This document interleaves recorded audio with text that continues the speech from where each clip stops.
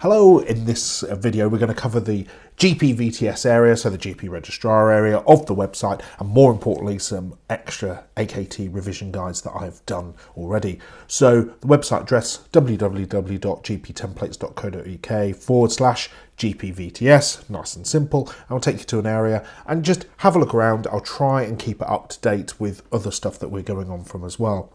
So if you sussed out from the channel, going down, I'm going to go to the bottom first because this is all the videos that I've done in the past, and you can just section them off. So statistics for the AKT, looking at that, just those particular ones that are useful for you, and likewise study guides. So we've got the ones for the RCA, the AKT, and setting smart objectives and things like that as well. So we're just going to click all for the time being. The interesting one, the absolute interesting one that I've taken a lot of time, is the AKT revision guide. So this is completely free, don't want anything from you, just want you to pass the exam. And this will take you to Google Documents, so feel free to download it and do it from there. This is a monster of a document that I hope you find useful.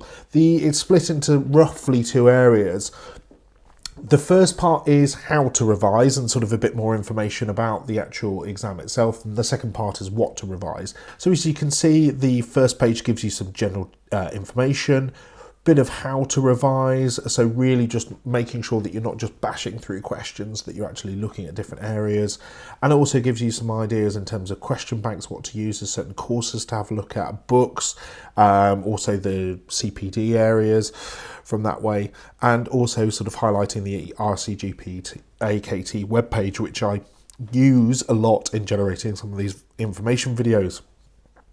Some top tips, okay, from that point, and then going through about different types of questions that you're going to encounter, and then finally sort of where to start and how you're going to sort of get moving on this, because it is a big exam and it can often seem overwhelming, and I don't want that to happen. I want you to sort of just have a quick look through this, and it gives you some ideas of where to start from that point of view.